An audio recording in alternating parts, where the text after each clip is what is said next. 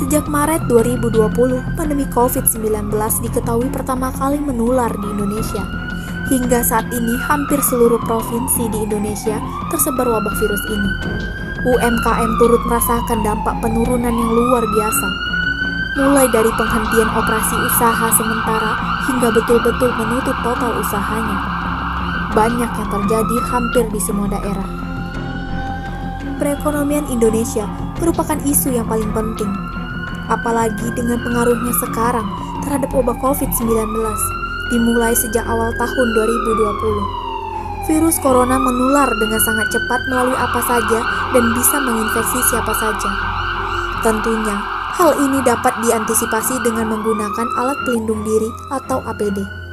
Untuk mengatasi dampak wabah tersebut, saya telah memutuskan dalam rapat kabinet bahwa opsi yang kita pilih adalah pembatasan sosial berskala besar. Pemerintah pula memberlakukan kebijakan lockdown maupun pembatasan sosial berskala besar atau PSBB dengan tujuan mengurangi penyebaran virus. Belum lagi dengan penerapan karantina bagi masyarakat yang pernah berpergian keluar kota.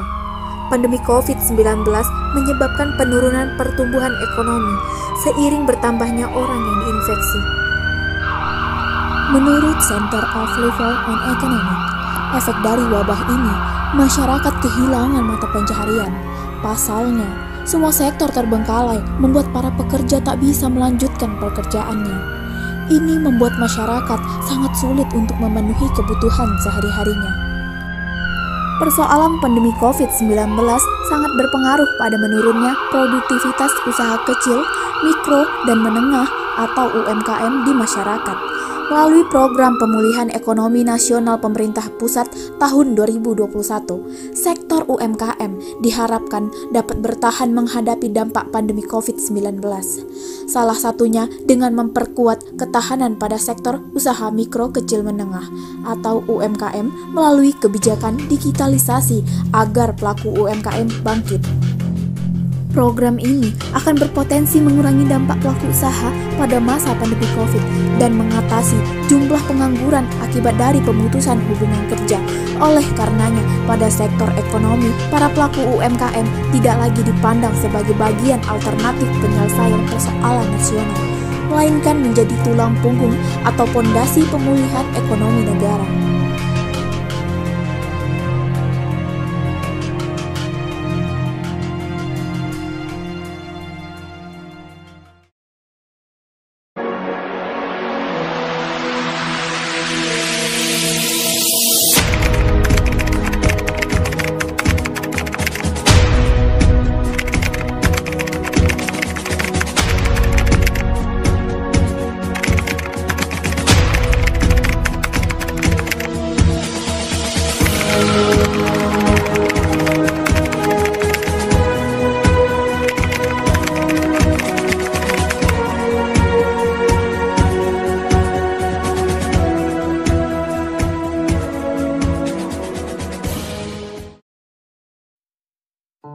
Dalam meningkatkan produktivitas pelaku UMKM, perlu untuk diperhatikan kegiatan UMKM bangkit pada program penguatan finansial usaha, peningkatan sumber daya manusia atau SDM, dan inovasi model digitalisasi pemasaran terkini. Setidaknya 3 komponen ini dapat memperkuat UMKM berkembang di pasar nasional dan internasional. Sebagai salah satu perguruan tinggi negeri di Provinsi Kepulauan Riau, Universitas Maritim Raja Ali Haji atau Umrah terpanggil untuk berkontribusi mendukung program penguatan ekonomi nasional di tengah masa pandemi COVID-19.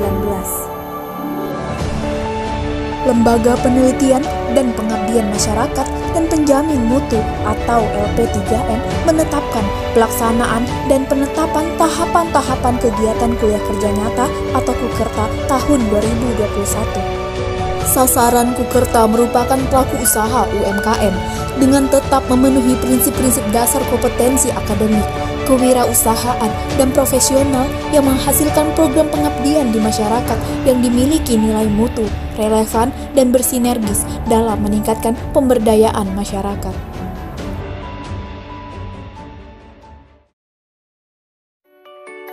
Assalamualaikum warahmatullahi wabarakatuh. Shalom Om Swastiastu, Namo Buddhaya, salam kebajikan dan salam sejahtera untuk kita semua. Nah, bertemu lagi dengan saya Meli Satutusa Putri, mahasiswi Universitas Maritim Raja Ali Haji, Fakultas Ilmu Sosial dan Ilmu Politik, Prodi Ilmu Hukum. Nah, dengan ini saya katakan siap berdedikasi mengikuti kuliah kerja nyata ataupun kukerta gelombang kedua di Universitas Maritim Raja Ali Haji, di mana di era next normal dengan tema UMKM Bangkit, satu mahasiswa satu UMKM. Nah, sebelumnya saya mencari pelaku usaha nih yang ada di Tanjung Pinang untuk saya daftarkan UMKM-nya atau usahanya agar mendapatkan NIB atau yang biasa disebut dengan nomor induk berusaha. Satu mahasiswa, satu UMKM.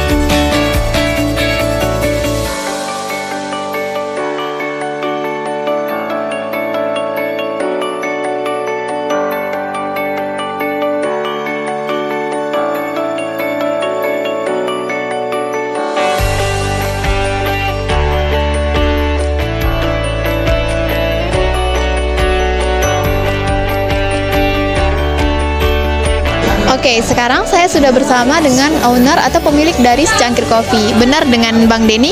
Iya, benar dengan Denny. Oke, sejak kapan dan sudah berapa lama nih Abang buka usaha ini dengan nama Secangkir Coffee? Cafe ini tuh berawal bukanya tuh dari 2018. Dekatnya nih sekarang udah 2021, sekitar 4 tahun. Cafe ini buka. Ya, begitu. Oke, semenjak pandemi COVID nih Bang, COVID-19, nah melanda Tanjung Pinang kan. Nah, apakah usaha Secangkir Coffee ini ikut terkena dampaknya? Kalau masalah COVID ini, apalagi kayak peraturan PPKM, sering ada razia-razia, otomatis omset pengeluaran kafe ini sangat jatuh sekali ya. Saya sih berharap dengan hilangnya COVID akan meningkat lagi omsetnya, seperti itu. Oke, apakah omset penjualan ikut menurun Bang karena adanya pandemi COVID ini? Ya, menurun sekali ya. Sampai pengurangan anak buah, sampai ya bingung lah cara ngebayar anak buah seperti apa gitu kan. Untuk diri sendiri aja susah waktu-waktu COVID itu datang gitu ya. Saya berharap sih akan normal kembali ya. Oke, hari apa aja sih Bang dan dari jam berapa Secangkir Coffee ini dibuka? Secangkir Coffee ini sebenarnya saya pengen buka tuh siang, cuman saya masih belum bisa buka siang. Sekarang ini saya buka jam 4:30 sampai jam 1 malam. Oke, berapa sih Bang penghasilan dari Secangkir Coffee ini dalam per tahun? Kalau penghasilan dari Secangkir Coffee ini, kita kan kadang-kadang rezeki nggak tentu nih Mbak gitu. Kalau untuk dari 2018 sampai sekarang ini udah 4 tahun, ya kira-kira hampir 100 jutaan lah untuk omset per tahunnya, seperti itu Kak. Nah, di Secangkir Coffee ini tersedia makanan apa saja ya Bang? Kalau Secangkir Coffee ini, kalau untuk makanan beratnya seperti teriyaki, katsu, sama ayam geprek. Nah, kalau untuk cemilannya itu ada kentang keju, roti keju lumer, roti goreng coklat, sate pisang, jamur, ada rencana sih akan ada penambahan cemilan-cemilan yang baru lagi. Nanti kita tunggu waktunya lah. Nah, untuk minuman di sini tersedia minuman apa saja ya, Bang? Kalau untuk minuman sekarang ini ada varian-varian baru nih, seperti kayak minuman milk, minuman kopi, minuman tea, terus itu seperti milkshake dan float. Gitu. Nah, untuk pelanggan di sini nih, Bang, pasti ada dong makanan terfavorit, minuman terfavorit, begitu juga dengan cemilan. Apa saja ya, Bang, di sini yang terfavorit? Kalau minuman terfavorit itu ya semua itu terfavorit. Sekarang kembali lagi ke orang yang minumnya suka atau enggak. Ya kalau untuk minuman favorit itu saya rekomendasikan itu kayak minuman milk, minuman kopi, sama minuman tea sama mocktail seperti itu. Untuk tempat usaha di Secangkir Coffee ini punya sendiri atau Abang sewa?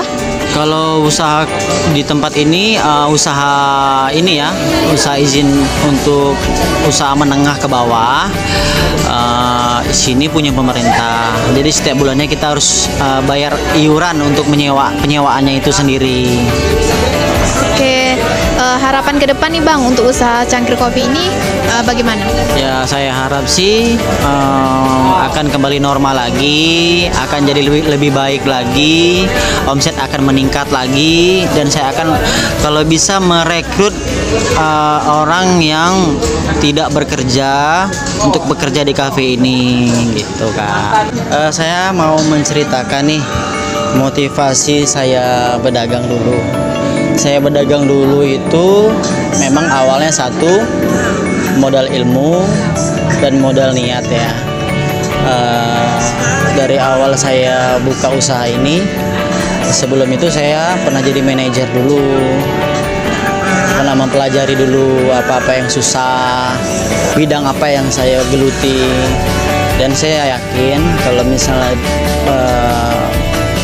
bidang usaha ini memang sudah di bidang saya seperti itu. Dan pemasaran dalam bisnis saya ini, saya harus mengenal teman-teman yang banyak dulu. Saya sedikit menceritakan, dulu saya tuh pernah kerja di Nul Vista ya. Pernah kerja di Nul Vista, saya banyak link-link dan kerja sama perusahaan juga gitu. Dan makanya saya yakin saya pengen buka usaha ini dengan niat yang baik gitu, dengan ilmu yang ada. Dan untuk pandemi seperti ini ya, kayak COVID-19, sebenarnya terganggu dengan adanya COVID-19 ini, terganggu omset, pengurangan anak buah gitu kan. Ya, saya berharap sih, tapi saya yakin gitu loh, dengan ada dan tidaknya COVID ini ada, ya kita udah diatur rezekinya lah, udah ada jalannya masing-masing. Tergantung dari kitanya sendiri gimana cara berpikir, maju, pemasaran yang baik, penjualan yang baik, greeting yang baik, ramah dan meramah terhadap orang. Saya harap sih pandemi ini akan cepat berlalu, supaya orang jadi bisa kembali berkumpul lagi, nggak dibatasi lagi perkumpulannya, akan ngopi lebih leluasa, nggak seperti bulan-bulan lalu yang kita ngopi-ngopi diusir, dibatasi, jam makannya itu dibatasi 15 menit seperti itu. Ya, saya harap sih untuk kedepannya akan hilang, akan normal kembali, dan akan jadi lebih baik lagi ke depannya.